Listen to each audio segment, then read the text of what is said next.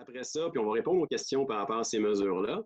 Et ce qu'on va faire en deuxième partie, je sais que c'est beaucoup pour cette raison-là que vous y êtes, c'est qu'il y a eu un communiqué justement qui a été fait par l'Ordre professionnel hier, qui a été suivi après ça d'un communiqué de la Fédération aussi, pour expliquer de manière claire qu'est-ce qui advenait au niveau de l'élargissement des soins au niveau de la mesure d'urgence et de la poursuite finalement de ce qu'il y avait comme mesure d'urgence qu'on a ici, parce que la pandémie n'est pas terminée, là. Okay? Puis ça, c'est le message général qu'on veut vous lancer ce matin, c'est de dire qu'il y a des mesures qui sont très strictes pour voir nos patients en clinique, en présentiel. Puis c'est la raison pour laquelle, justement, on a demandé à Denis de venir nous parler ce matin. Donc, je vais vous présenter, ça va être la même, ceux qui sont habitués à ce type de webinaire-là, c'est qu'on va fonctionner de la même manière, c'est-à-dire que Laure va être la modératrice, Laure Caillot, notre directrice générale au niveau de la Fédération. Michael Vachon va s'occuper aussi de s'assurer qu'au niveau de la technique, tout est correct. Vous êtes muté, vous avez pas, votre micro est fermé quand vous rentrez aussi en même temps. Si vous avez des questions en tout temps, utilisez le chat. OK? Le chat va être, il est disponible. Là, on va filtrer les questions. Après ça, justement, dans les deux blocs, ben, elle va se permettre d'être la modératrice puis d'envoyer, de nous lancer les questions. Donc, sans plus tarder, on va se lancer. OK? On va se lancer dans cette présentation-là. Et on va commencer par les principales mesures gouvernementales qui nous ont touchés. Je ne sais pas, on entendait. Parfait. Assurez-vous que votre micro est fermé, s'il vous plaît. Les principales mesures gouvernementales qui nous ont touchés. Il y a trois mesures principales que je voulais vous parler ce matin. Donc, il y avait la PCU, okay, la fameuse PCU. Cette PCU-là, depuis plusieurs semaines, en fait, ce qui est particulier, on s'en parlait il y a 6 semaines, puis on ne savait pas trop qu'est-ce qui allait arriver avec cette PCU-là. Plus les semaines avancent, plus on voit que le système a avancé, a été très généreux, des fois, parfois, trop généreux. Okay? Il y a vraiment, je suis certain que vos employés qui sont arrivés en vous disant comme quoi que, oups, ils ont eu un 2 000 plus un autre 1 000 pour la même période. Après ça, il y en a un autre qui est peut-être en avance pour le prochain bloc.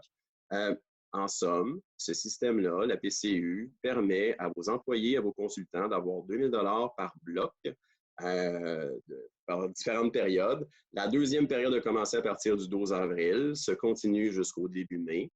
Après ça, il y a un troisième bloc qui va commencer. Donc, les employés qui restent sur cette PCU-là vont avoir 2 000 Puis là, la précision que le gouvernement a faite, c'est qu'on peut gagner jusqu'à un maximum de 1 000 par mois sur cette prestation-là. De quelle manière ça va s'appliquer pour le premier mois? C'est encore un petit peu une source de discussion entre les comptables et les fiscalistes parce que dans les 2 premières semaines, okay, la fameuse semaine du 15 mars, ce qui est arrivé, c'est que si quelqu'un gagnait 1 500, 1 700, 1 800 $ dans les premières semaines, on pensait encore que c'était une assurance emploi qui allait embarquer. Là, ce que ça fait, c'est qu'après ça, ils ont été 14 jours sans travailler. Est-ce qu'ils ont le droit à la PCU, puis est-ce qu'ils ont le droit de garder le 1 500 ou le 2 000 qu'ils ont fait dans les premières semaines? C'est cette zone-là qui reste encore un peu floue. Puis malgré les avis qu'on a, c'est des avis qui sont divergents un petit peu, mais à date, se qualifient pour la PCU, okay, parce qu'ils n'ont pas travaillé pendant ce 14 jours-là, pendant la première période. Puis là, après ça, qu'est-ce qui va arriver avec l'autre partie est-ce qu'il va falloir qu'ils remboursent seulement la différence? Sincèrement, cette partie-là, on n'a pas la réponse. Okay? On n'a pas la réponse, puis on a plusieurs questions dans cette question qui est bien précise-là. Dans le fond, l'avis qu'on vous donne, puis ce qu'on donne souvent, c'est le wait and see. Okay? On est souvent comme ça en physiothérapie, mais c'est de dire que attendons quelques jours, là, puis après ça, ils vont vous dire de quelle manière ils vont traiter ce retour-là pour ceux qui ont travaillé un peu plus que le fameux 1 000 mais pour les autres périodes après, ce qui est clair, c'est que ce fameux 1 000 $-là, ils ne peuvent pas le dépasser. Fait que si vous avez un employé, un consultant qui peut retravailler encore, qui continue sur la PCU chez vous, qui peut retravailler encore puis faire son 250 $ par semaine ou un petit peu en dessous, ben c'est correct. C'est correct, il va être avantagé. Il a le droit de le faire présentement. Okay? Fait que ça, c'est la donne que je voulais vous dire par rapport au PCU. L'autre gros volet, subvention salariale d'Urgence du Canada. Cette subvention-là, on pouvait commencer à partir de lundi à faire les demandes. avec le calculateur qu'il avait mis en ligne la semaine dernière. Ce que ça a permis de faire, c'est que, puis c'est assez, ça peut être assez simple justement de faire cette demande-là. Donc, on vous encourage à la faire le plus vite possible si vous décidez de l'utiliser. Ça peut être rétro jusqu'au 15 mars aussi. Fait que je sais qu'il y a certaines entreprises qui ont décidé de le faire jusqu'au 15 mars, si leur cash flow leur permettait. Puis, pour les gens qui ont continué à travailler, ben, c'est une mesure qui peut être très intéressante. Puis, de ramener certaines personnes aussi qui peuvent être en congé payé en prévision de la relance. Parce que là, on va en parler dans quelques minutes aussi, mais il y a la possibilité justement que certains employés que vous ramenez sur votre payroll, après ça, puissent commencer à avoir certains cas parce que vous les payez officiellement 75 de leur salaire. Okay? Donc, si vous les ramenez, bien, ce que ça va faire, c'est qu'ils vont pouvoir avoir 5, 6, 7 heures, 10 heures de patients aussi. Alors, c'est un bel incitatif. Le gouvernement l'a fait exactement pour ça, c'est-à-dire qu'ils veulent s'assurer que la reprise va se faire le plus vite possible et que bien, ça va être agile comme reprise. La question qui nous est posée par rapport à ces deux programmes-là, c'est est-ce que ça va être reconduit dans le temps? OK, c'est une excellente question. Je ne suis pas sûr que je vous en avais parlé la dernière fois, mais dans le texte de loi, quand on l'épluche comme il faut, on voit qu'il y a une ouverture qui n'ont pas besoin de repasser en chambre pour cet été, pour le faire reconduire aussi pour la période de l'été. Je ne suis pas en train de vous dire que ça va continuer. Le gouvernement, il va falloir qu'il se prononce idéalement, je pense que dans les 2 prochaines semaines, bien, il va falloir qu'ils disent qu'est-ce qui va se passer à partir de début juin, parce que ces programmes-là, officiellement, se terminent début juin.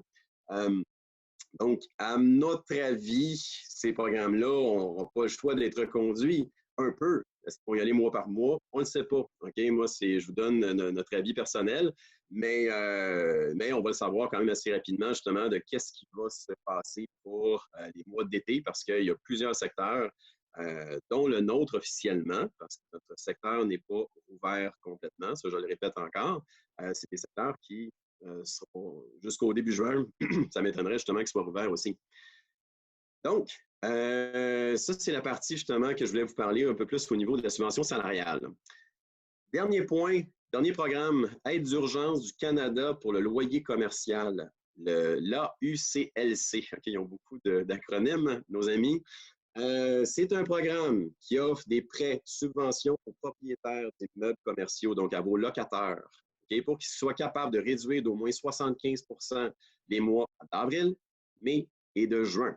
Puis le loyer payable par le locataire, qui sont des petites entreprises touchées. Fait que là, ils ont sorti sur leur site, c'est géré par la SCHL, okay, présentement. Ils ont décidé d'y aller de cette manière-là pour qu'après ça, ils redonnent la subvention auprès des institutions financières des locataires. La question qu'on a eue au début, c'est de dire, ben, moi, mon locataire, il n'y a plus de prêt au niveau de son institution. Qu'est-ce qui va se passer? C'est un prêt qui va être pris en charge par la SCHL. Puis après ça, la mécanique n'est pas encore claire aussi. Okay? Puis là, présentement, ça revient justement à votre loyer d'avril aussi. Là, okay? Donc, ça, c'est une discussion qu'il faut avoir avec vos locataires de manière 100% transparente. Et là, présentement, eux, de leur côté, doivent faire des démarches. C'est ça qui est délicat un peu. Là.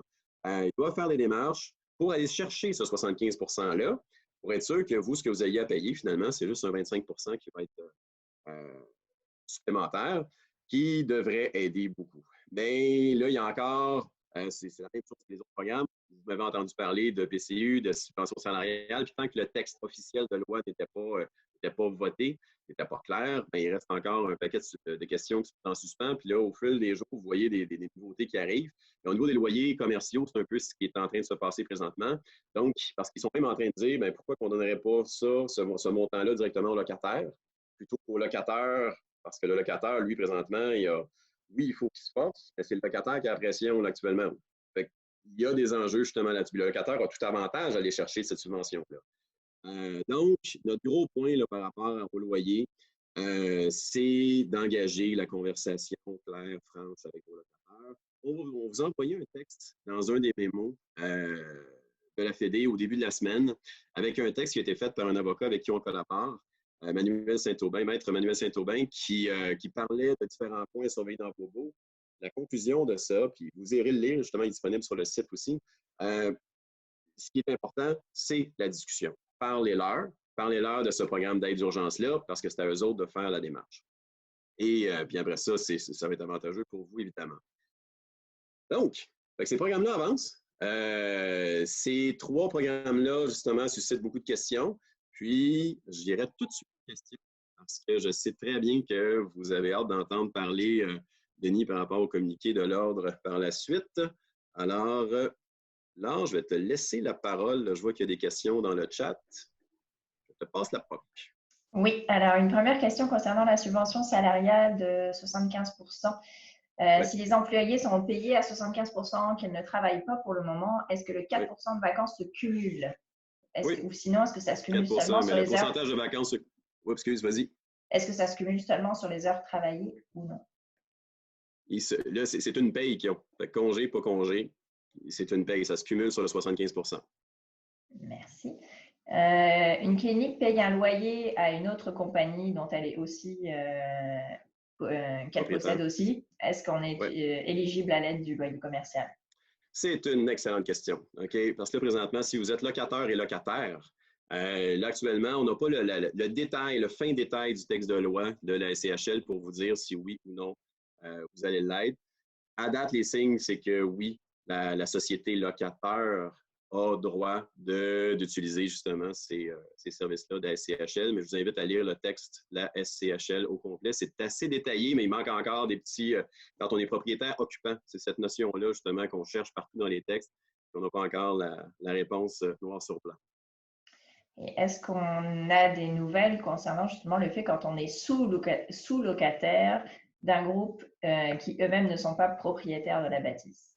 Quand on fait de la sous-location à celui qui a le Quand on bail. est en sous-location, en fait, ça va être une chaîne qui va partir. La première personne, le locataire au bout, peut avoir cette location-là, cette subvention-là.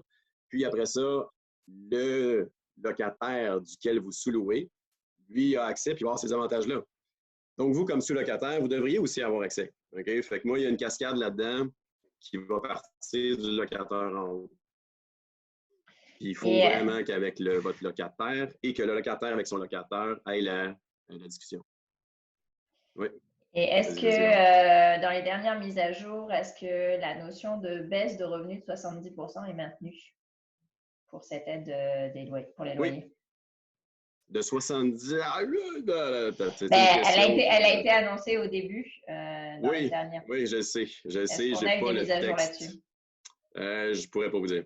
Je ne pourrais pas vous dire. Puis si on pourrait aller chercher la réponse, là, je ne connais pas malheureusement, je ne connais pas le programme. Là, à jour, je ne vais pas vous dire une information qui ne sera pas exacte. On pourra le valider pour vous dire vendredi matin à 10 h qu'est-ce qu'il dit actuellement. Malheureusement, ça bouge un tout petit peu. Concernant la PCU, si on fait de la téléréadaptation, mais que le revenu n'est pas versé directement au thérapeute, mais que c'est versé dans son compte d'entreprise, mais que le thérapeute ne se verse pas de salaire, est-ce qu'il est éligible à la PCU? C'est-à-dire que c'est un cas de sûrement personne qui travaille seul à son compte, mais qui ne se paye pas un salaire, qui doit sûrement se payer sur les revenus moins dépenses de la clinique. Oui, c'est ça, les résultats de la clinique officiellement. Techniquement, c'est une personne qui est admissible à la PCU, oui. Fait que, puis après ça, si ça ne sort pas en salaire, parce que quand ils vont faire leur déclaration, ils ne diront pas qu'ils ont gagné un salaire. Donc, ce qui va se passer, c'est qu'ils vont être admissibles à la PCU, oui. Ils pourraient se verser même jusqu'à 1 000 de salaire, cette personne-là, par mois. Et si on fait travailler des employés moins d'heures par semaine, on parle de moins de 250 $ par semaine pour toutes les semaines couvertes par la période de la subvention, s'ils touchent encore la PCU. Est-ce que du côté employeur, est-ce qu'on peut demander la subvention salariale pour la portion travaillée, même si l'employé est aussi sur la PCU?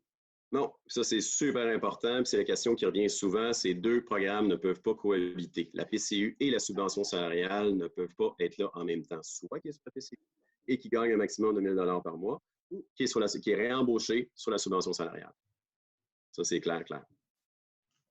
Si un employé revient au travail avec la subvention salariale, est-ce qu'il pourrait, selon le changement de situation, retourner sur la PCU, disons, cet été, si la situation l'amener à ne plus avoir à travailler?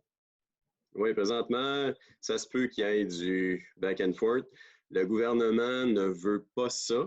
OK? Ils veulent s'assurer que ça va rester avantageux. Puis c'est pour ça que je vous dis que la subvention salariale, actuellement, si vous décidez de le ramener l'employé, s'il devient en congé payé, ça vous coûte très, très, très peu cher de le garder, cet employé-là, à 75 %. Vous avez quelques avantages à payer, son pourcentage de vacances, mais c'est tout. Puis après ça, vous avez un employé qui peut travailler. Ce qu'on faisait le calcul à l'interne, c'est s'il travaille 4 heures par semaine, qui voit des patients, c'est correct. Il faudrait vraiment qu'il fasse. Faudrait vraiment que ça aille mal pour le retourner sur la PCU. Ou sinon, je pense que la question est aussi si le programme de subvention salariale n'est pas reconduit, qu'est-ce qui va se passer?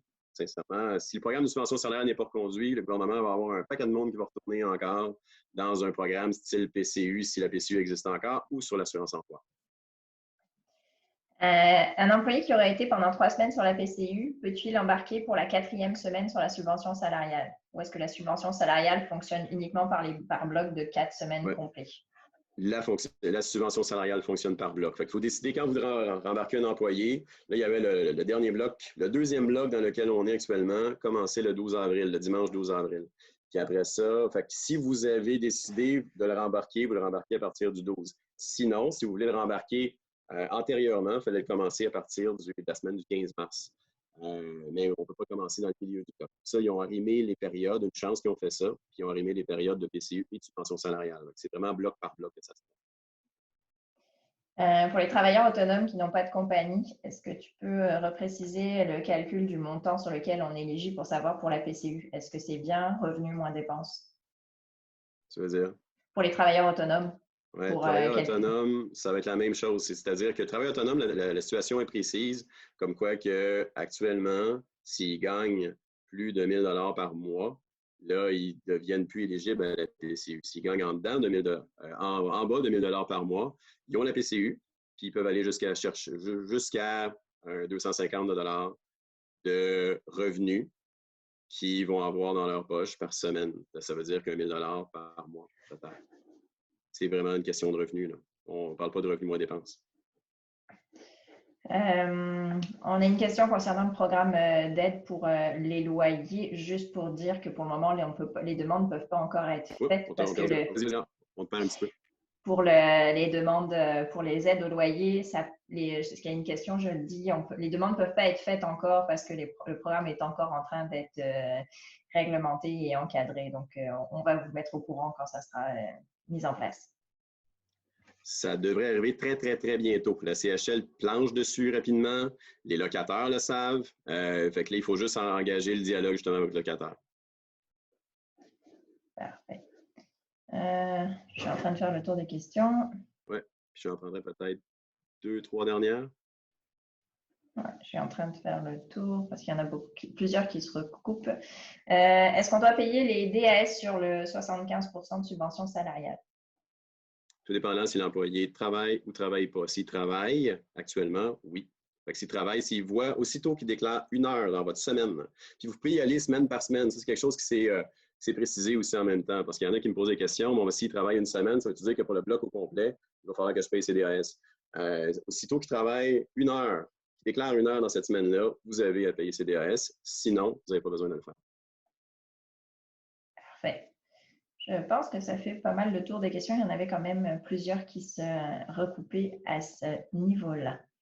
Et si vous avez d'autres questions, de toute façon, nous autres, ce qu'on fait, c'est qu'on a les traces écrites de toutes vos questions aussi en même temps. Vous allez voir dans les prochaines infolettes qu'on va s'assurer de répondre à ces questions-là. Sinon, bien, vous avez l'adresse de l'ARF qui est à la Fédération. Puis, écrivez-lui.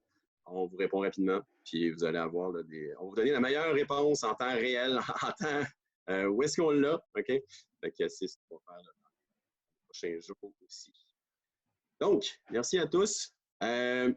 Deuxième partie, justement, je sais que c'est beaucoup de questions qu'on a eues par rapport à ce qu'on travaillait, justement. On a envoyé un communiqué au niveau de la Fédération qui était suite au communiqué de l'Ordre. Nous, on a travaillé très, très fort dans les dernières semaines, notamment dans la dernière semaine, pour préciser parce que vous avez tout entendu, justement, que mardi, le gouvernement, au niveau le ministre de l'Économie a fait une annonce par rapport à la reprise au niveau des commerces. Il y avait 3 catégories de commerce là-dedans. Là, présentement, justement, tout le monde me posait des questions en disant, bon, ben là, nous autres, on fait partie de cette catégorie-là. Dans les 3 catégories qui ont autorisé l'ouverture complète, eh bien, non. les cliniques de physiothérapie, de réadaptation ne font pas partie de ces trois sphères de l'économie-là, présentement. Donc, c'est pour ça, justement, que l'Ordre a eu des communications avec le ministère pour essayer d'avancer le dossier, pour essayer de préciser le tout, parce que vous avez vu comme quoi il y avait un communiqué qui avait été fait aussi avant pour préparer les cliniques. Puis c'est les questions qu'on a dû répondre depuis les 10 derniers jours, en disant comme quoi que tous les critères qui doivent être rencontrés pour voir un patient en présentiel. L'Ordre a fait un gros travail pour mettre un cadre qui est très clair et très strict aussi en même temps. Puis là, suite à ça, puis la date du 4 mai avait été présentée aussi initialement.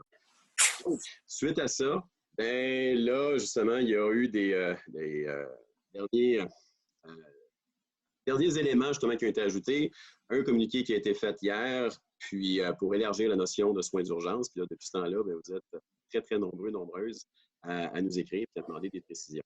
Là, sans plus tarder, ce que je vais faire, c'est que je vais passer la parole à Denis. Puis, ce qu'on va faire, justement, il va faire une courte présentation de cette situation-là. On va répondre à vos questions aussi après. Puis après ça, ça va nous permettre d'éclaircir certains points. Alors, Denis, je te laisse la parole. Oui.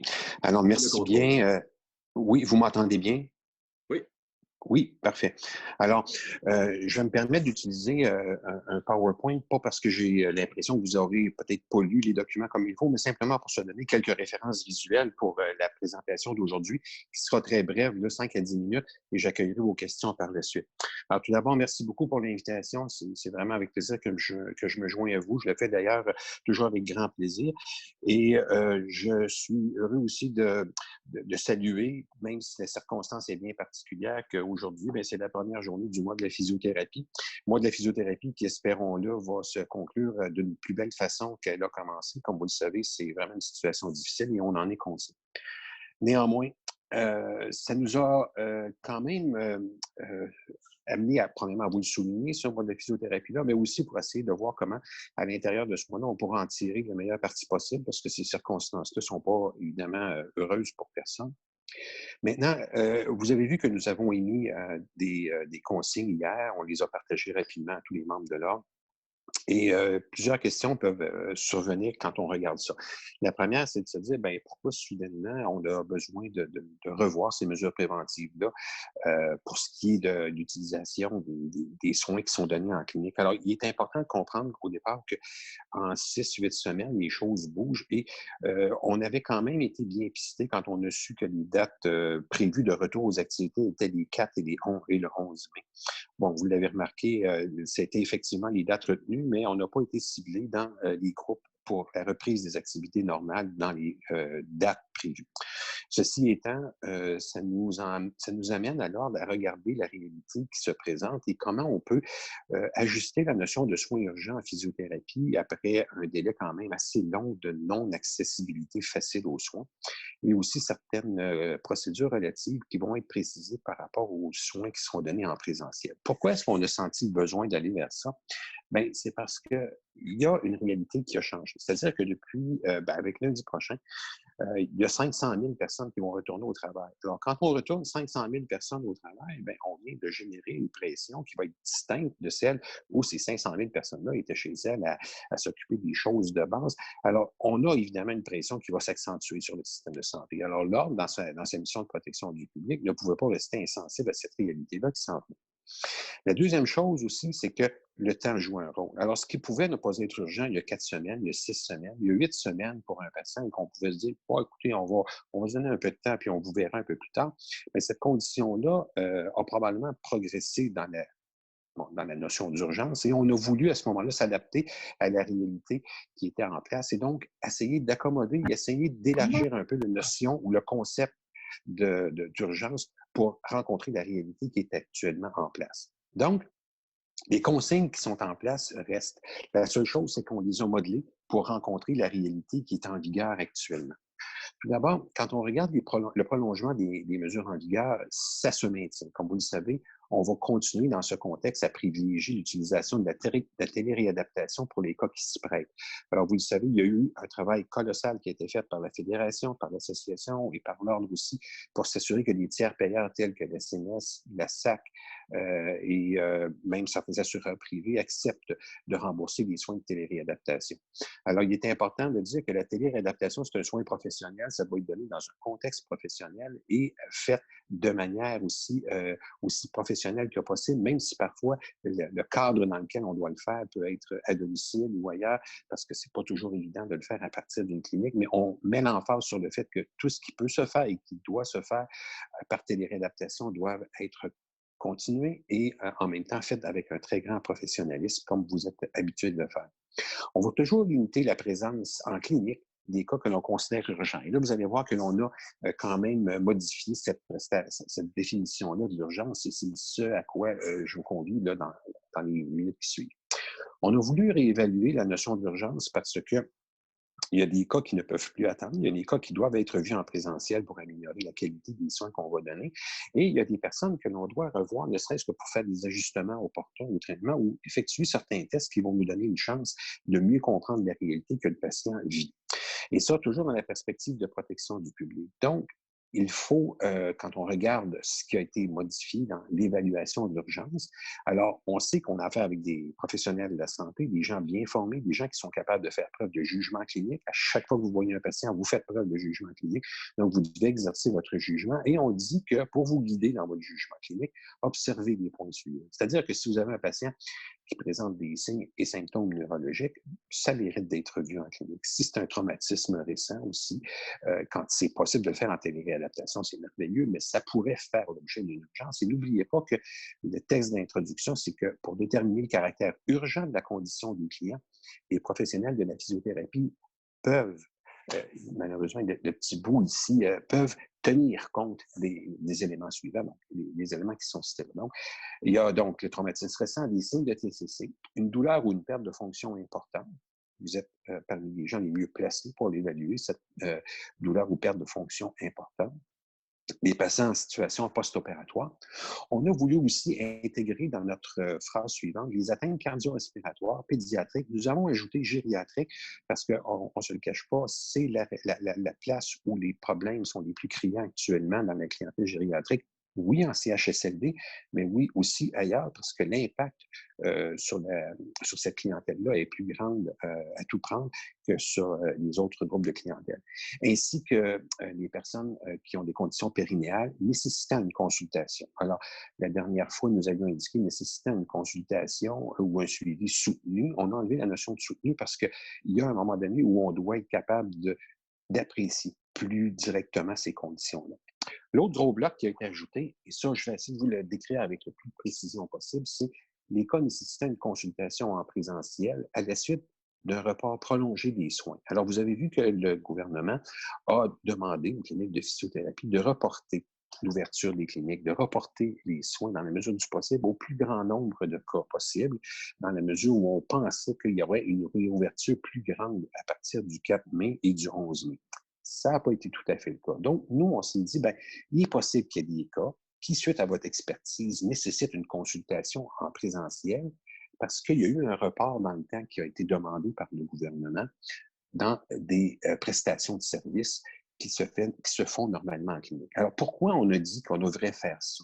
Bien, parce qu'on veut éviter des complications. Ces complications-là peuvent comprendre soit une réadmission à l'hôpital, ça peut comprendre aussi une réadmission ou une admission à l'hôpital, une utilisation des services à l'urgence et en même temps, des complications secondaires qui devront être gérées parce que la condition n'aura pas été traitée de façon appropriée.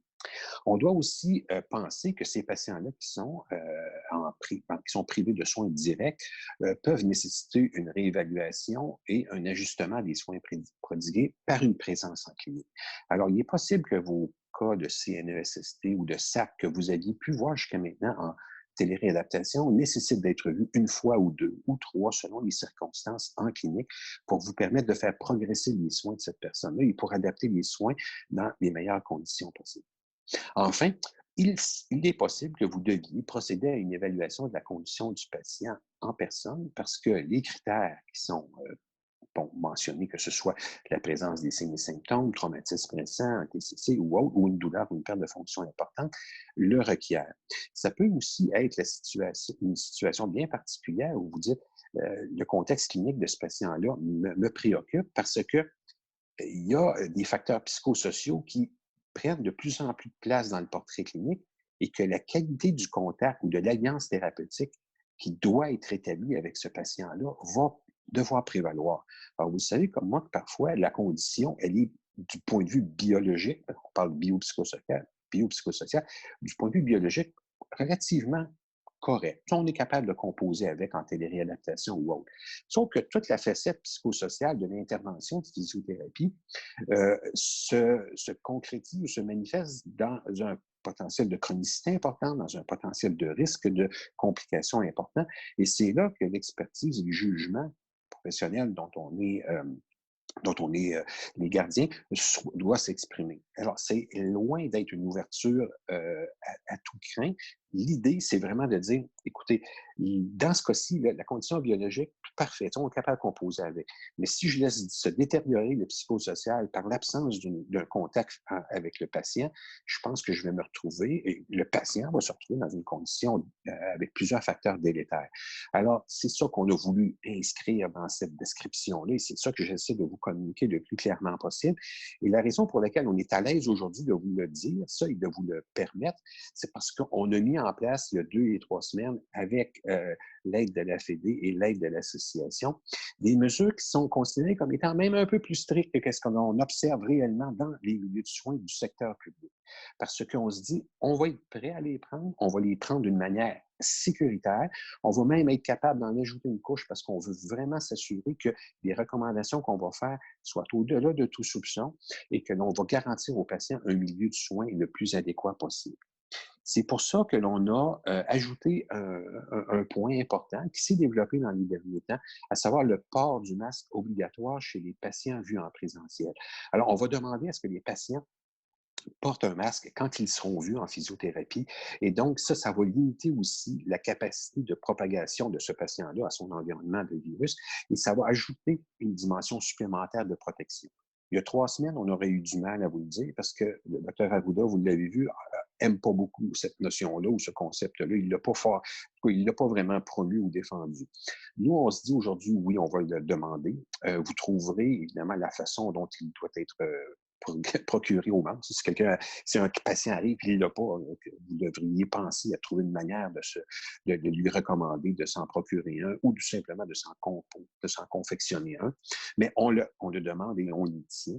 De même que le port évidemment, du sarrau ou d'un blouson d'intervention, pour le clinicien, c'est clair. Alors, certains nous taxeront d'avoir été un peu plus sévères que moins sévères dans nos recommandations, puis je vis super bien avec ça. Ça se peut que les gens auraient aimé quelque chose d'un petit peu plus lax. C'est bien possible que les gens puissent avoir aimé ça, mais notre position ne changera pas. Et elle va demeurer comme ça. Et on a aussi l'appui inconditionnel là-dessus de votre président, Pascal. Vous avez quelques présidents, comme vous le voyez, et la même chose avec Simon. Là-dessus, on est intraitable. On veut vraiment assurer d'avoir un milieu qui va être à la hauteur de ce que l'on souhaite, adéquat. On sait que ça peut être différent d'un ordre à l'autre, mais pour nous, c'est essentiel. Maintenant, certains nous disent, pourquoi on est moins sévère que les dentistes pour les soins qui sont de nature plus élective? Alors, écoutez, entre un traitement chez un dentiste qui consiste à faire son nettoyage annuel puis un examen de routine et les soins d'un patient qui a des problèmes de lombalgie, de genoux, vous les connaissez, ou neuro ou autre, on n'est pas dans le même univers. Alors, la seule chose que les dentistes ne font plus aujourd'hui, ce sont ces soins, c'est-à-dire des soins de dépistage et de prévention. Je ne vais pas dire ici que ce n'est pas important, mais c'est que lorsque le vecteur principal de communication de la maladie, c'est la bouche, on peut penser qu'on va remettre ces soins-là à plus tard, dans un contexte aussi où il y a beaucoup de vaporisation, il y a beaucoup d'aérosols, il y a beaucoup de contaminants dans l'air. Il faut quand même être capable de relativiser. Fait que c'est la position que l'Ordre a prise, c'est la position qui a été appuyée aussi par la Fédération et l'Association. On est certain que c'est un choix qui est à faire, qui est correct, et c'est pour ça qu'aujourd'hui, on est à l'aise de dire OK, on peut aller de l'avant, puis on peut donner des soins. On peut redéfinir d'une manière un peu plus explicite ce que l'on entend par l'évaluation de la condition ou d'une situation d'urgence. Alors, je m'arrête là-dessus. J'espère que je n'ai pas été trop long. Je vous laisse la parole maintenant pour les questions qui me fera plaisir de recevoir. Super. Donc, merci beaucoup, Denis. Merci beaucoup du travail qui a été fait. Puis, justement, là, on a bien apprécié pouvoir travailler, fait conjointement avec l'association aussi, puis avec la fédération, pour pouvoir travailler avec l'Ordre pour arriver avec un consensus, puis d'être à l'aise ce matin de vous présenter cette situation-là. Donc, on le répète encore, ça ne veut pas dire qu'on ouvre les vannes pour nos cliniques. Ça, c'est clair, puis on le redit très, très clairement. Le traitement de choix reste la téléréadaptation. Après ça, oui, ça permet de voir plus de patients en présentiel parce que la majorité des cliniques avaient arrêté complètement de voir des patients en présentiel suite aux recommandations qu'on avait faites, à part certains petits cas très, très, très urgents. La notion d'urgence a été élargie, puis on est content. C'est une bonne nouvelle pour la physiothérapie qu'on vous donne ce matin. Donc, ce qu'on vous demande finalement, c'est de respecter cette ligne-là de manière très stricte parce que l'importance, ça va être aussi au niveau de l'opinion publique, au niveau vous l'avez entendu, il n'y a pas de réouverture complète du secteur qui se fait. Donc, on ne veut pas avoir à gérer une éclosion faite par un membre ou un non-membre, quelqu'un en physiothérapie finalement qui n'a pas suivi ces règles-là et qui fait en sorte qu'après ça salit la réputation de toute la profession au complet. Donc ça, c'est des choses qui vont être super importantes qu'on voulait vous dire ce matin. Alors, on va y aller avec les questions. Alors, j'ai vu la liste de questions monter en flèche. Alors, je te laisse braver ça et poser les questions, Denis. Donc, Denis, une première question sur la spécificité des cas périnéales et en pédiatrie en présentiel. Est-ce que tous les cas sont possibles d'être reçus en clinique, peu importe la raison de la consultation? La raison de la consultation, c'est une chose. L'urgence de la condition en est une autre. Si on me dit que l'on fait un traitement en pédiatrie simplement pour remesurer une scoliose qui est en progression depuis 5, 8 ans, 10 ans, je pense que ça, c'est pas une urgence. Ça peut attendre, d'accord? Encore un peu.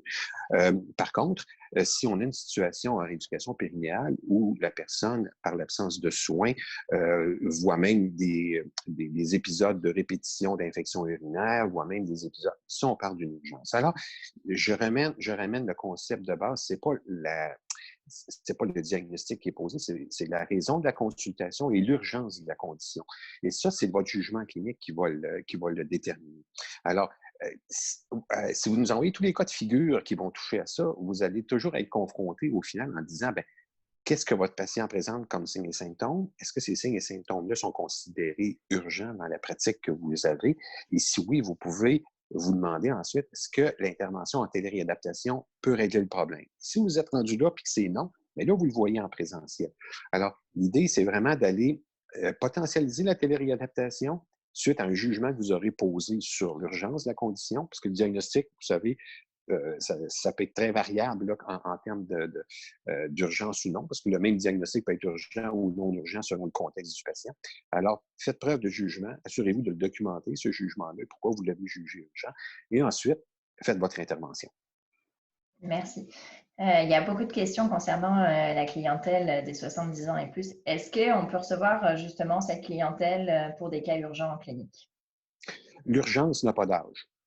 Alors, si vous avez quelqu'un qui a une blessure sévère, une blessure importante, et que cette blessure importante-là est urgente, que la personne ait 72 ans ou 58 ans, ça ne fait pas de différence. La condition de base, les conditions strictes de protection du patient, de protection des membres de la clinique qui y travaillent, alors un milieu le plus adéquat possible, mais une urgence n'a pas d'âge.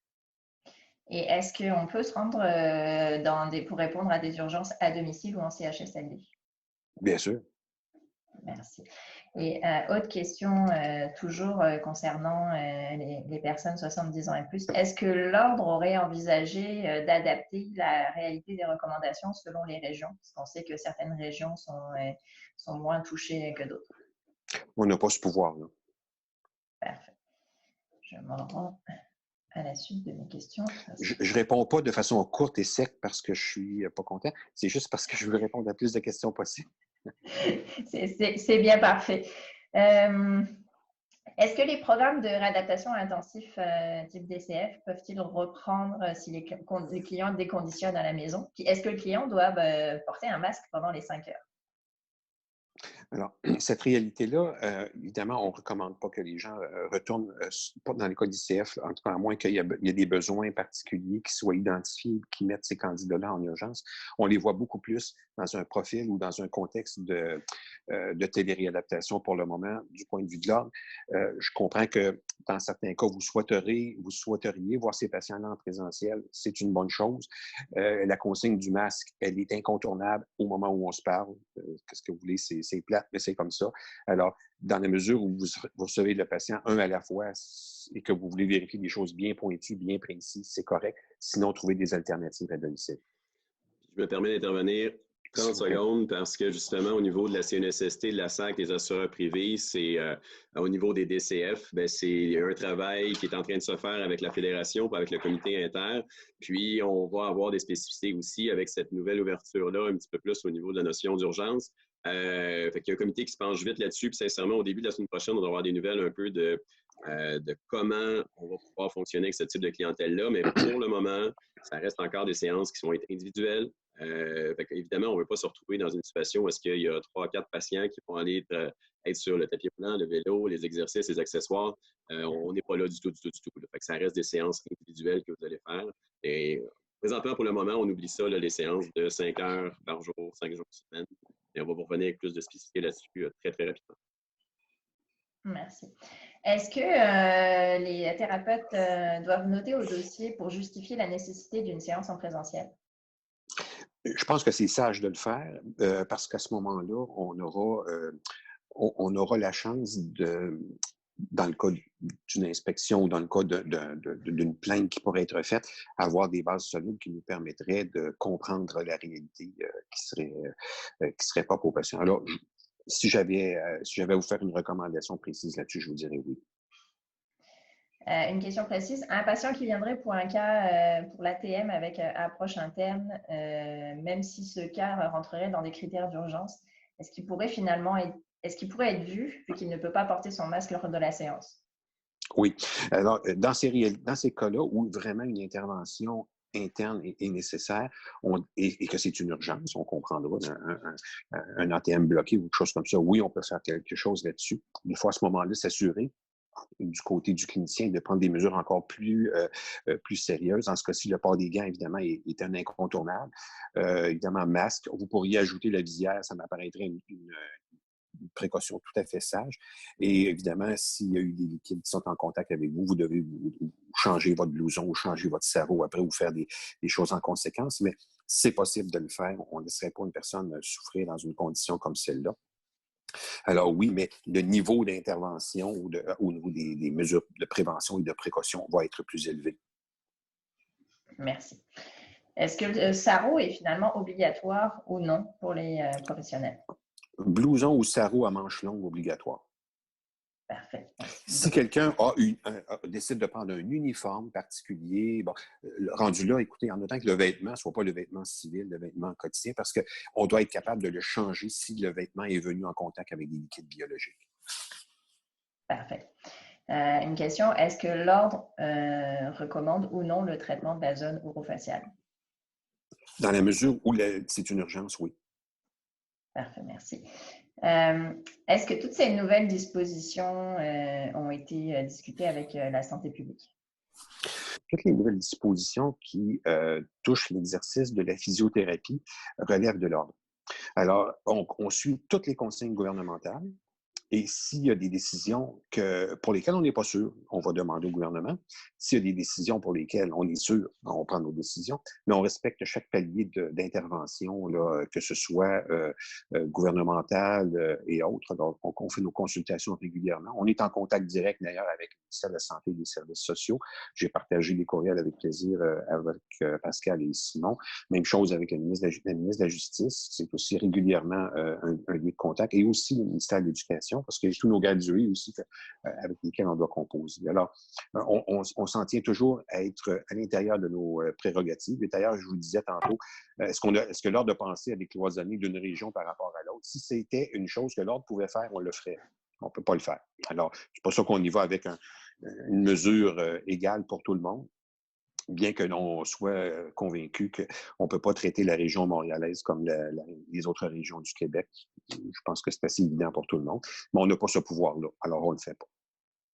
Merci. Est-ce que vous pourriez revenir sur l'exigence du masque pour les patients, s'il vous plaît? Oui. Alors, pour les patients, on demande à ce que celle-ci porte un masque. Il peut être un masque de procédure, ça peut être un masque fait maison. On a accepté plus largement le port du masque personnel du patient. S'il n'en a pas, vous devez lui en fournir un. Pour la clientèle pédiatrique, c'est-à-dire 2 ans et moins, évidemment, c'est pas obligatoire parce que c'est possible que le patient soit pas capable de le tolérer. Même chose pour les personnes qui ont des problèmes respiratoires et dont le port d'un masque pourrait créer ou générer une oppression. À ce moment-là, il faudrait trouver des mesures alternatives. Ça peut prendre différentes formes. Évidemment, ça peut être quelque chose d'un petit peu plus large, un peu plus englobant. Alors encore là, le jugement clinique a toujours sa place, mais de façon systématique, le masque doit être porté par le patient.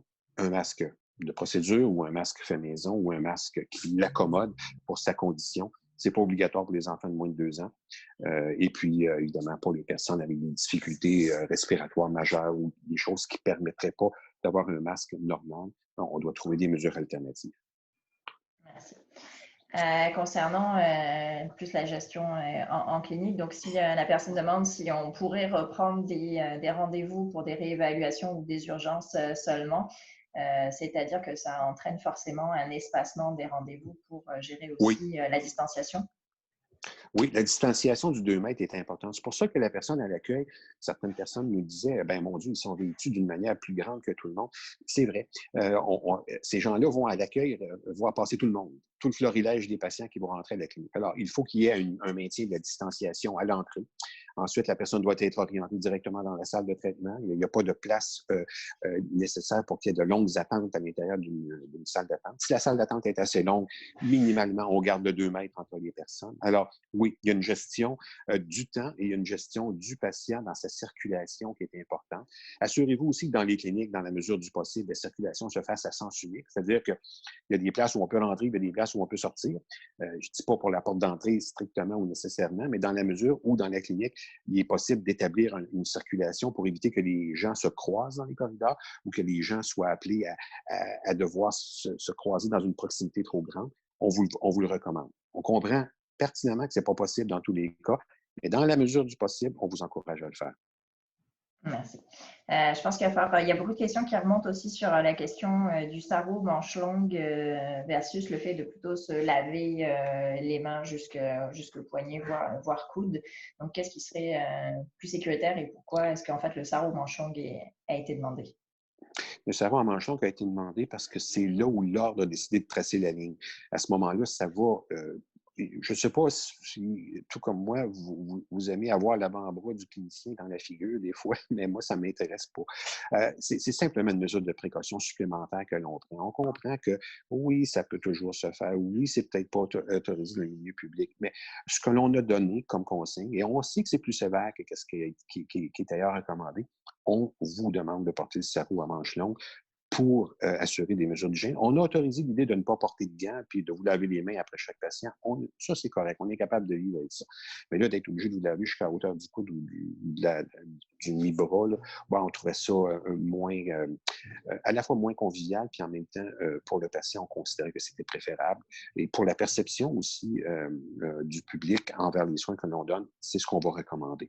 Alors, je pense que je ne peux pas le dire autrement ou plus fermement que ça. C'est des manches longues. Merci. Quelle est la position de l'Ordre concernant les professionnels qui offrent leur aide en CHSLD et qui pourraient retourner en clinique en même temps? Oui.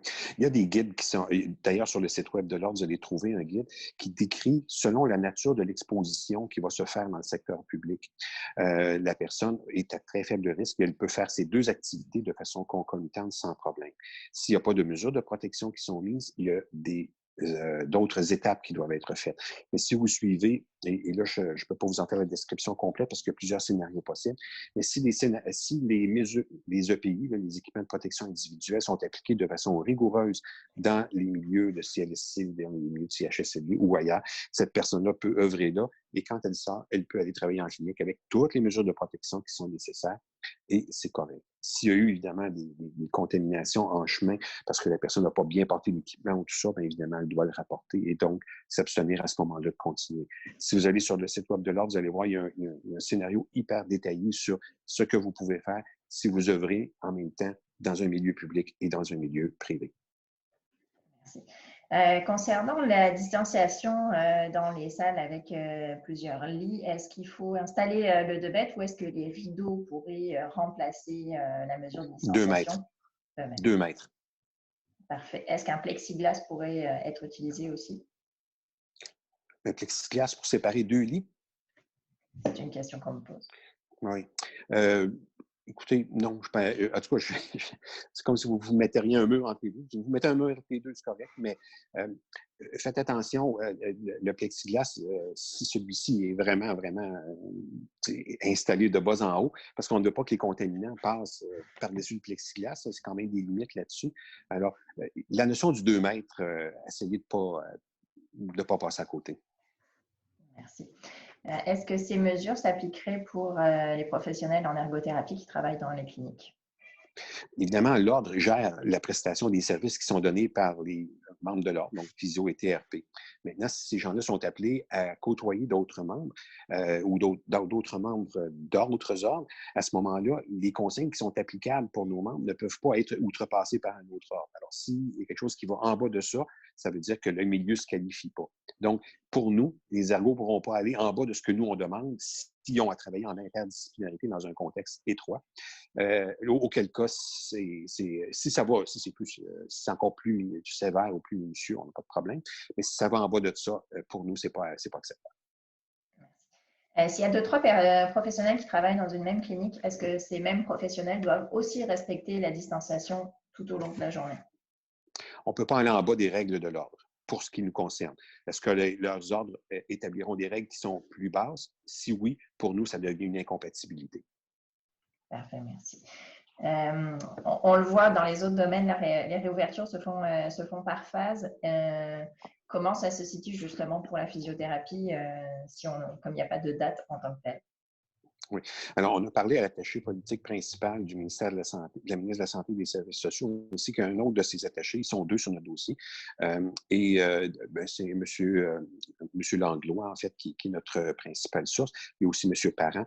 Alors, ce sont des gens avec qui on est en contact direct. Le dernier message que l'on a eu, c'est qu'on ne sait pas, et ça risque de se savoir un peu plus la semaine prochaine, mais je vous dirais que, bien honnêtement, à la lumière des réponses que je reçois, puis je les ai partagées avec Pascal et puis avec Simon, ils savent pas plus que nous, sauf qu'ils nous disent ça devrait bouger. Je leur ai fait valoir, je dis, n'oubliez pas, il y a 500 000 travailleurs qui recommencent à travailler. Ça va amener des problèmes de santé physique, c'est inévitable. Il y a aussi des gens qui se remettent du COVID, mais qui vont avoir des besoins de soins aussi. Alors, ils sont tous conscients de ça, mais je vous avoue qu'ils sont aussi transparents, je pense qu'ils peuvent l'être, puis j'ai l'impression qu'ils sont très, très, très crédibles et sérieux. Ils ne cherchent pas à nous cacher grand-chose. Alors, je peux être à peu près aussi subtil que ça avec vous aujourd'hui. J'aimerais l'être beaucoup plus, mais c'est à peu près ce que je peux vous dire comme réponse. Parfait, merci. Concernant le personnel d'accueil, s'ils sont derrière un plexiglas, est-ce qu'ils doivent aussi porter tous les équipements de protection individuelle? Alors, si le plexiglas permet vraiment d'isoler les personnes, moi, en tout cas, je leur recommanderais au moins de porter des gants, parce que les gants peuvent amener un contact, évidemment, avec le patient, que ce soit des contacts papier, des contacts avec différentes choses. Je pense que ce sont des gens aussi qui vont interagir beaucoup avec une grande portion. Un clinicien va voir ses patients en point.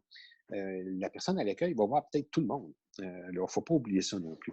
Donc, pour nous, les mesures qui ont été recommandées, du masque, des gants et du sarrau ou blouson, nous apparaissent tout à fait encore nécessaires, même s'il y a la présence d'un plexiglas. Maintenant, si vous me dites, la personne est dans une cage de verre, puis elle ne sort pas de là, puis elle porte des gants, écoutez, le blouson est peut-être pas aussi crucial. Alors là, je vous dirais, faites preuve de jugement dans cette partie-là. On est capable de voir qu'il y a aussi une attitude tout à fait logique qu'on peut adopter, surtout si le contexte dans lequel vous avez installé votre personnel clérical est correct. Par contre, on ne fait pas de compromis pour la personne à l'accueil qui va accueillir les gens, qui va y faire laver les mains, qui va faire porter le masque, qui va faire... Ça, il n'y a pas de question là, qui se pose. Pour la personne derrière, Et si la personne est vraiment dans un contexte de plexiglas, tout ça, bon, le masque et les gants seront suffisants. À la limite, le masque pourra même être facultatif s'il y a vraiment un plexiglas très bien disposé là, devant la personne. Si c'est un affaire qui arrive à la moitié des yeux, là, on ne joue pas avec ça. On ne prend pas de chance. La dernière chose que je voudrais avoir, c'est d'avoir à répondre à des questions d'un journaliste qui nous dirait qu'il y a une éclosion dans un milieu de soins de physiothérapie. Puis je pense que ce n'est pas ce que vous souhaitez non plus. Effectivement, je pense que c'est très clair. Merci, Denis. Question pour les masques, pour les professionnels en physiothérapie. Quel type de masque est autorisé? Est-ce que le masque en tissu lavable pourrait être autorisé? À cette étape-ci, non. Et ça, c'est quelque chose qui est très particulier là, à la réalité du Québec pour le moment, parce que les consignes sur le masque font l'objet de beaucoup de variations et il n'y a pas une entente qui est très claire. Dans un souci de jouer plus sécuritaire, on demande le port du masque de procédure. Vous savez, le fameux masque à 3 plis en tissu qui peut être porté durant la journée et jeté à la fin de la journée. Et puis, si éventuellement, pour le patient, on comprend qu'un masque en tissu peut faire l'affaire. Et si d'ici là, le gouvernement nous donne un petit peu d'air de ce côté-là, on va vous donner la possibilité de porter un masque en tissu. Mais ce n'est pas le cas actuellement. OK, parfait. Merci. Je pense qu'on va avoir le temps de prendre encore 2-3 questions. J'ai une question. Est-ce que la fédération et ou l'ordre conseillent comme façon de diffuser l'information de disponibilité du service de physiothérapie à ses patients en termes d'acceptation et d'acceptabilité sociale? De l'annoncer publiquement que la clinique accepte des patients à nouveau en présence. Bien, en fait, il est possible de... Ben, je pourrais peut-être laisser Pascal répondre d'abord, puis je vous donnerai une précision par la suite. Je peux y répondre tout de suite si vous préférez, par exemple. Mais je veux juste donner la chance quand même à Pascal de se positionner là-dessus avant que je vous donne la réponse du côté légal de l'ordre. Mais vas-y avec le côté légal. OK. Alors, je vais compléter. D'accord. Dans ce cas-là, au niveau du code de déontologie, il est possible de faire de la publicité, il est possible de faire la promotion de nos services professionnels, et ça demeure. Donc, il faut simplement que quand vous le faites, bien, vous témoignez de la réalité sur le terrain, vous témoignez du contexte dans lequel vous allez le faire, et que vous allez coller aux règles ou aux consignes qu'on vient de donner. Alors, une fois que vous faites ça, on n'a plus de problème. Vous pouvez le faire connaître, votre service, vous pouvez le faire savoir. La seule chose, c'est qu'il faut que ça soit aussi encadré avec ce que l'on vient de dire. Alors, si c'est le cas, on n'a aucun problème de notre côté. La seule chose, c'est que vous devez vous assurer que cette promotion, cette publicité-là soit faite dans le respect des règles de l'ordre. Alors, il n'y a pas de problème. Moi, je vais aller peut-être une petite coche plus loin, justement, par rapport. Je suis super d'accord au niveau légal. Là, ce qui est super important, c'est la perception du public. Ce qu'on veut actuellement, on ne veut pas que vous partiez environ, que vous entendiez cette conférence aujourd'hui, puis vous disiez, bien, ma clinique est ouverte complètement. On vous l'a dit, le cadre dans lequel on fait cette intervention-là présentement, bien, il n'y a pas de réouverture. La pandémie est encore là autant qu'elle était avant. Fait que c'est une autre, la grande recommandation qu'on vous fait, c'est de ne pas partir avec du marketing, avec de la publicité partout en disant grande réouverture de la clinique de physiothérapie. Ce n'est pas le cas. Il y a des règles qui sont très claires. Denis vient de le mentionner justement pour dire comme quoi que dans cette publicité-là, il faut que ça soit clair que c'est avec une clientèle, avec la notion d'urgence. Puis actuellement, la recommandation de la FED, c'est de dire, regardez, vous avez un paquet de patients sur vos listes d'attente. Si vous avez plein de thérapeutes, justement, qui sont là avec des patients qui n'ont pas vu encore, commencez par ces gens-là. Ce n'est pas le temps d'aller faire une énorme acquisition de nouvelles clientèles. Okay? Vous avez plein de clientèle que vous avez, vous, personnellement, dans vos cliniques, qui vont pouvoir être sollicités et revenir. Donc, la dernière chose qu'on veut voir, nous autres, en tant que fédération, c'est, après ça, de la grosse publicité at large qui commence à dire que les cliniques sont rouvertes. Ce n'est pas le cas actuellement. Donc, il faut faire très, très attention par rapport à la perception au niveau du message qu'on va envoyer parce que le gouvernement, le ministère, on en a parlé tantôt, le ministère a dit clairement que notre secteur d'activité n'est pas ouvert complètement. Donc, attention, s'il vous plaît, c'est la recommandation de la Fédération. Et merci de l'avoir mentionné, Pascal, parce que la publicité doit viser à informer la population. Elle ne vise pas à faire... C'est pas une publicité pour faire une attraction de clientèle. Ça, c'est effectivement le cas. Évidemment, dans la perception de l'ordre, c'est de dire, bien, vous informez la population sur ce qui peut être offert comme service. Vous auriez pu le faire avant. C'est pas nouveau. Et vous pouvez continuer à le faire. La seule chose, c'est qu'il faut que ce soit vraiment sous-pesé. Parce que c'est sûr que ça risque de rebondir au bureau du syndic. Et là, ça pourrait être mal vu. Oui. Merci. Est-ce que, je vois le temps passer, je vais passer au travers de 2-3 questions. Il y a vraiment beaucoup de questions.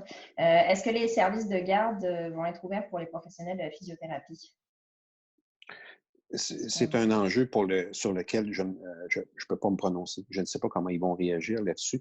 Les professionnels de la physiothérapie vont pouvoir disposer des services de garde d'une façon telle qu'elle sera pour les différents services qui seront déjà tranquillement ouverts, mais on n'a pas de disposition particulière pour nous, ça c'est sûr. Merci. Qu'en est-il des cliniques qui sont dans des centres commerciaux? Est-ce que ce sont les mesures de l'ordre qui supplantent les mesures gouvernementales ou non? Non, c'est les mesures gouvernementales qui prévalent. Parfait. Le paiement argent, chèque est-il interdit ou fortement recommandé de payer par carte? On n'interdit pas, mais on recommande de payer par carte avec paiement sans contact. OK. Est-ce qu'il est obligatoire d'avoir une personne à l'accueil? Est-ce que l'accueil pourrait tout simplement ne pas être fait par le ou la professionnelle? En fait, l'accueil nécessite des étapes particulières, notamment de conserver la distanciation entre les gens qui arrivent. Donc, on ne veut pas que les gens s'agglutinent sur le bord de la porte. On ne veut pas non plus que les gens arrivent dans la salle d'attente puis se demandent bon, où je m'en vais puis qu'est-ce que je fais. Et au préalable, avant de rentrer dans la clinique, on demande aux gens de se laver les mains. On demande aux gens de porter un masque. Et donc, il y a des choses qu'il faut faire. Puis, il faut diriger la personne dans la bonne salle. On ne veut pas qu'il y ait de temps d'attente trop long dans les espaces. Puis, il y a un sens dans la circulation. Alors, on ne voit pas comment, à moins que le contexte soit vraiment, une personne reçoit un patient, mettons, à 1 heure, puis en reçoit un autre à 1h30, à 2h30, puis que c'est tellement espacé que les gens ne se croiseront jamais dans la salle d'attente. Là. Ça, c'est une chose. Mais la réalité veut que dans un contexte de flow plus régulier ou continu, qu'il y ait une personne absolument à l'accueil pour les procédures que je viens de vous présenter. Merci. Est-ce que vous savez s'il y a des aides qui vont être débloquées concernant justement l'achat en équipement extraordinaire que les cliniques et puis beaucoup de professions sont obligées de faire? Je pense que cette question-là s'adresse peut-être plus à Pascal ou à Simon. Je ne peux pas répondre à cette question. En fait, ça, je peux me permettre justement, puis je vais laisser la parole à Simon dans quelques minutes, parce que c'est un volet justement que la Fédération et que l'Association vont prendre en main aussi pour, je sais qu'il y avait eu une demande qui a été initiée aussi initialement, une porte qui s'est ouverte avec l'Ordre, avec le ministère pour avoir une certaine subvention par rapport à ces aides-là, mais soyez convaincus que dans tous les domaines, c'est la même chose. Est-ce que le gouvernement, il va rester encore un petit soupe à la fin pour nous aider? On va faire la demande, c'est certain. Puis à la Fédération, c'est un dossier qu'on va suivre conjointement avec Merci. Une toute dernière question. Un client qui prétend que sa condition est urgente mais qui ne répondrait pas aux critères que l'Ordre a établis, est-ce que le volet psychosocial du client doit être considéré et accepté en présentiel? Une urgence comprend, quand on évalue un patient, on ne fait jamais abstraction du volet psychosocial. Donc, l'urgence peut se définir, et je le disais tantôt dans ma discussion, à savoir qu'il peut y avoir un volet bio qui est relativement sous contrôle et correct, mais que les variables psychosociales sont d'une telle force que ça pourrait compromettre la guérison du patient et surtout, ça pourrait compromettre du côté des complications, du côté du développement de la chronicité et tout ça. Alors, si, quand vous exprimez votre jugement professionnel, vous notez que cette condition-là, parce que des facteurs psychosociaux importants sont présents, constitue une urgence, eh bien, à ce moment-là, on considère que vous pourriez l'avoir et que ce cas-là, dans son entièreté, représente une situation urgente. Merci. Je te redonne la parole, Pascal. Okay. Est-ce que, et si vous me permettrez, Pascal, si je pourrais avoir un dernier petit mot à vas-y. opportun. Oui? OK. Alors, retenez bien une chose. Si l'Ordre se sent assez à l'aise pour repousser cette barrière-là, tout en restant dans les normes gouvernementales, c'est parce qu'on vous fait confiance.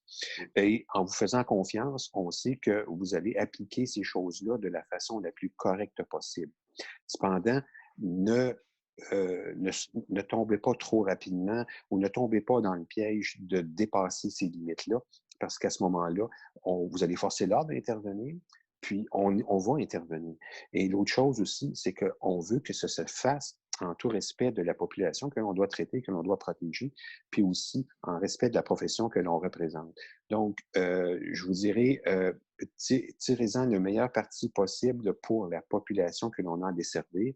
Et au départ, on a pris le postulat que vous étiez suffisamment, et ça, j'ai aucun doute là-dessus, plus que digne de confiance pour que l'on puisse se permettre d'aller à cette étape-là ou aller à ce niveau-là en toute confiance. Puis je suis convaincu que vous allez me prouver qu'on avait raison. Donc, c'était un peu dans ma conclusion dans quelques minutes, mais je suis d'accord que c'est... en gros, c'est ne poussez pas votre lock. Okay? C'est un peu ça que je voulais vous dire, en disant clairement on remercie énormément justement l'ouverture de l'ordre. Vous avez remarqué que c'est le seul ordre qui a été proactif là-dedans actuellement dans ce qu'on voit, puis on est très, très reconnaissant par rapport à ça. Mais c'est une relation de confiance, puis il faut vraiment qu'on soit capable de respecter tous ces paramètres-là, puis après ça va super bien aller. Avant de sauter à cette conclusion-là que je devais faire, justement, merci Denis, merci énormément.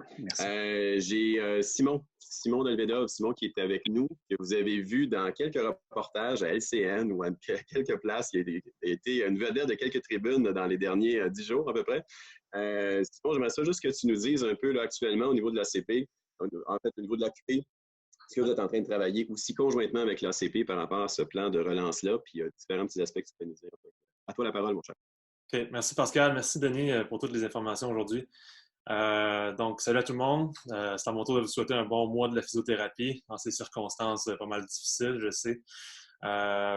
Donc, au niveau du plan, au plan national aussi, on travaille très fort là, avec l'ACP, avec la FEDE, pour défendre les intérêts là, des propriétaires des cliniques pour le plan de relance. Un peu comme Denis a mentionné qu'il l'avait fait là, auprès du ministère. On veut démontrer l'importance de rouvrir progressivement les cliniques pour supporter les milliers de travailleurs qui retournent dans leur secteur respectif. Sinon, au niveau de l'AQP, on continue à fournir la liste des physios ou des thérapes qui sont disponibles auprès des CIS et des CIUS. On recommande toujours aux professionnels de la physio de s'inscrire sur le site Je contribue et après ça sur le questionnaire de disponibilité de l'AQP. Donc, je vous invite là, à en informer vos employés qui sont actuellement en mise à pied. L'AQP a aussi développé un outil d'information destiné aux gestionnaires du milieu public pour faciliter l'intégration justement des professionnels de la physiothérapie en milieu, par exemple, de CHSLD durant la crise. Il y a beaucoup d'informations à faire auprès des gestionnaires, faire connaître justement qu'est-ce qu'on peut faire en physiothérapie. Et finalement, là, la Fédération, en collaboration avec l'AQP, on a développé une liste des fournisseurs de pays qui est à votre disposition pour vous aider justement là, à avoir du matériel afin d'être capable de voir les patients urgents en présentiel de façon sécuritaire puis afin de répondre là, aux exigences de l'ordre de ce côté-là. La liste est disponible sur le site de l'AQP puis sur le site de la FEDE. Donc, c'est un peu ce qu'on fait là, actuellement là, pour faire rayonner la physiothérapie, puis j'embarque dans le même sens de Pascal puis Denis, de faire attention, de ne pas tomber dans le piège, de ne pas pousser sa loc et que l'image de la physiothérapie là, pourrait en souffrir justement là, si de mauvaises pratiques étaient faites. Et actuellement, là, je pense que l'image de la physiothérapie est bonne. Les gens sont conscients, sont au courant qu'on est des professionnels de la santé qualifiés, disponibles pour aider. Continuons à le faire de la bonne manière, puis tout va bien aller. Good. Merci, Simon. Merci beaucoup. En conclusion, justement, je vous remercie beaucoup, là, Denis, Simon, Laure, notre excellente médiatesse qui s'assure justement que tout aille bien. Mon point final, c'est de vous dire comme quoi que la Fédération va continuer à travailler super fort pour rendre ça le plus clair possible pour vous au niveau de ce qui s'en vient en termes de relance. Oui, la lumière est là au bout du tunnel. On la voit tranquillement. Comme je vous dis, le tunnel est encore long. On est tout à fait conscient de ça. On va continuer à vous accompagner aussi par rapport aux programmes gouvernementaux, par rapport à ce que vous avez le droit de faire au niveau de l'ordre, par rapport à l'interprétation, ce que ça donne aussi sur le terrain. Puis on compte énormément sur vous, justement, pour être discipliné. OK, je n'oserais pas dire, justement, ça a sorti beaucoup dans les médias cette semaine mais il faut être capable de suivre ce qui est dit, ce qui est fait, puis on compte sur vous énormément. Alors, moi là-dessus, je termine avec une petite note positive aussi qui est passée un peu inaperçue. Cette semaine dans un communiqué qu'on a fait avec la FEDE, puis on fait tellement de communiqués à un moment donné que c'est dur de lire toutes les nouvelles, mais il y a une annonce qu'on a faite pour tous les membres, parce que vous êtes des membres de la Fédération là, présentement, puis ce qu'on a décidé de faire, c'est quand même, puis ça, si j'ai pas vu une autre association faire ça, c'est de dire que dans la cotisation vous vous rappelez que vous avez payé une cotisation depuis le début pour être membre de la fédération, depuis le début de l'année, qui était à partir du mois de février.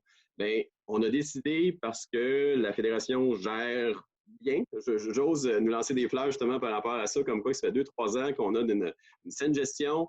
On avait un petit pas de laine qu'on considérait justement en cas de crise. Bien, crise il y a présentement.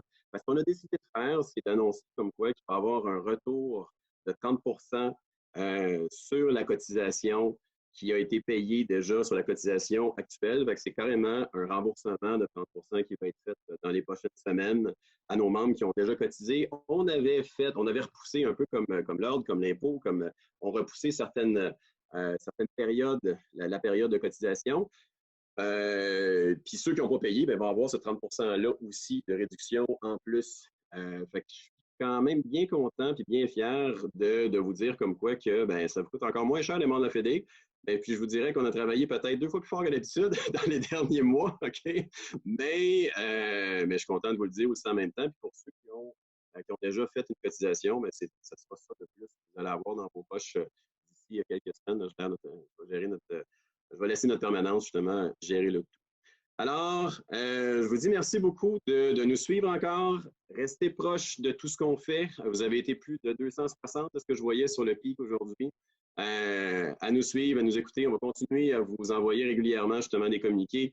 Posez-nous des questions. Puis en terminant, je remercie beaucoup Denis pour ta participation aussi là-dedans, dans tout ce processus-là, dans la grande ouverture que tu avais aussi, que tu as eue avec l'Ordre pour nous aider à finalement voir notre clientèle en présentiel puis à être bien encadré, bien balisé. Merci pour ta présence. Là-dessus, je souhaite un bon début du mois de la physio. Une bonne journée à tous et au plaisir. Bye bye.